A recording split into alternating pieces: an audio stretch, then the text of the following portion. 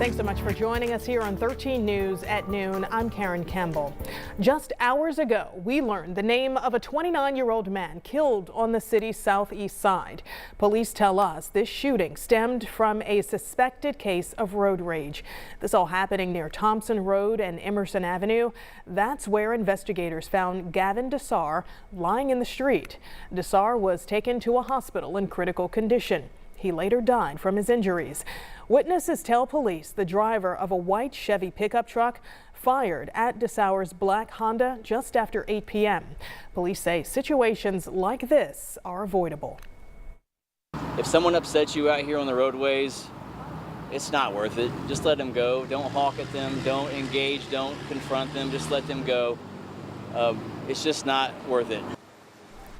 And right now, we know the driver who fired the gun stayed on the scene and is cooperating with the investigation. Police tell us that person has since been released.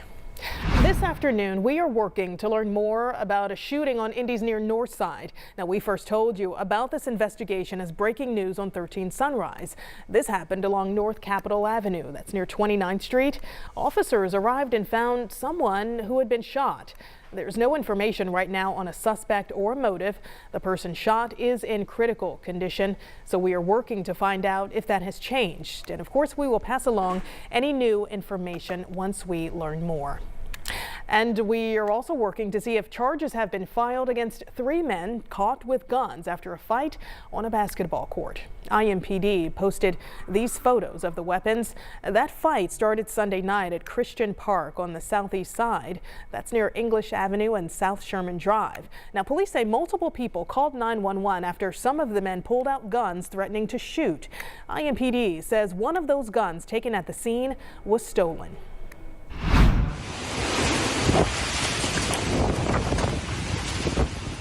Yeah, intense storms right there ripping through central Indiana Monday night. This is video from Lafayette showing the sheer force of these storms. You can see a transformer even exploding on camera. Randy Buttleman got lucky. He was outside under a carport when the rain came rushing in. He got inside quickly, he says. Just seconds later, though, a tree came crashing down. He was okay, but his truck was damaged. Other neighbors in Lafayette also losing power and having damage to their homes. All right. Well, we want to get a look at what the current conditions are here. You're taking a live look right now in downtown Indianapolis. Sean, you're saying a mix of sun and clouds this afternoon with some downpours. Yeah, they'll be brief. Okay. They're going to be around, and it's the last muggy day we'll have until next week. We are going to get a break. Good. The air conditioners will get a break too. As we look on the Motor Speedway, we're getting ready for the big Brickyard 400 weekend here. And boy, the weather script is perfect in my opinion once we get past this front. And to do so, we're going to be squeezing out some of these downpours that you see on live Doppler 13 radar here. We're at 80 in Indy at this hour, 83 in Shelbyville. Getting a little bit closer here, and we're starting to see a few of these flare up. This was expected. A little heftier pockets of rain and rumbles of thunder, and there's an outside chance along this boundary that's moving through that a few of these cells could produce some funnel clouds. It's a low chance, but can't completely rule it out. Dew point's still near 70, so it's still the air you can wear, and boy, is that ever going to change. Future Track 13 showing you the hit and miss rainfall today, and that northerly wind kicks in tonight, and what a difference it will be. First thing tomorrow morning, you are going to feel that drop in the muggy meter.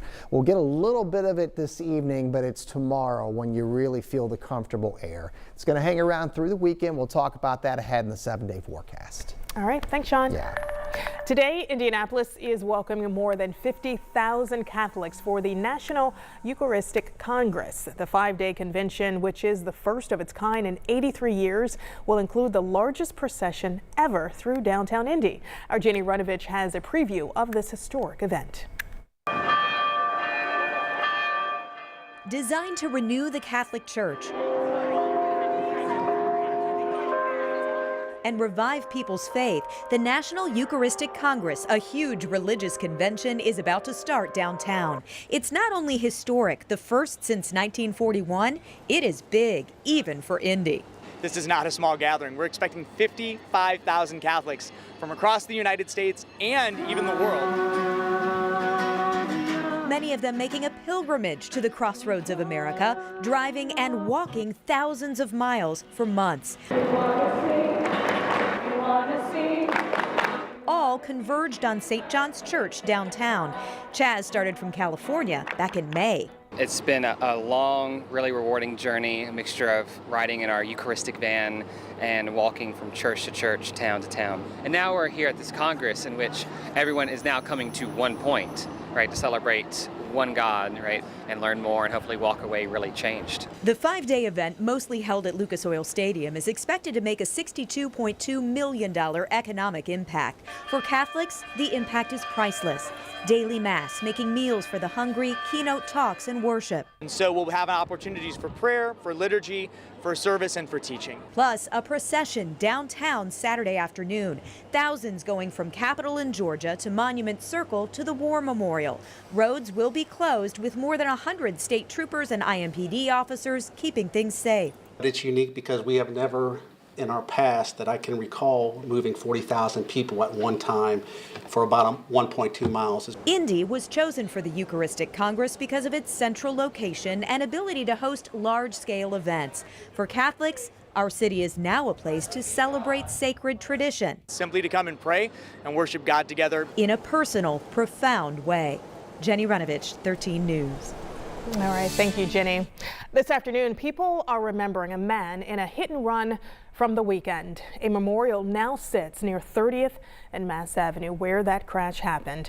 Police tell 13 News they continue looking for the driver involved in the crash. It happened around 8 Friday night when a driver was coming off the connector of 30th and Mass Ave when they drove into a lane of Ivan Castro's car. They say Castro was ejected from the car and died at the scene. Right now, police say the suspected vehicle, is a silver 2014 Chrysler 200.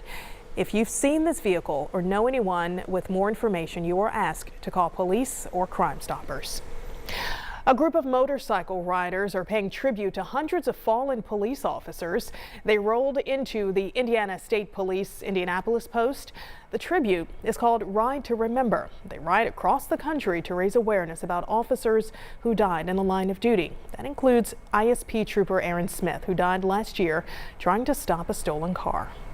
You know, what a meaningful opportunity to meet these folks who, they don't know us, they don't know Aaron's family, but yet they feel like family when they show up. The honorable things that they are doing is just thankless, and we can't be more appreciative of what they're doing. Yeah, and the group is now heading to Ohio.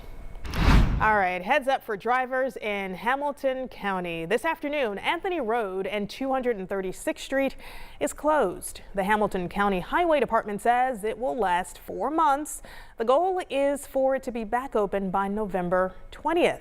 Now, there will be, of course, detour signs posted. We've seen so many of these detour signs. Now, for people who live in the area, crews say they will allow cars to get to their properties if you need. All right, there's an outdoor drinking district in Speedway approved just ahead of the Brickyard 400 weekend. It's called a Designated Outdoor Refreshment Area, or DORA. People 21 and older can grab a drink at certain restaurants along Main Street and then walk around outside. But you have to follow certain rules.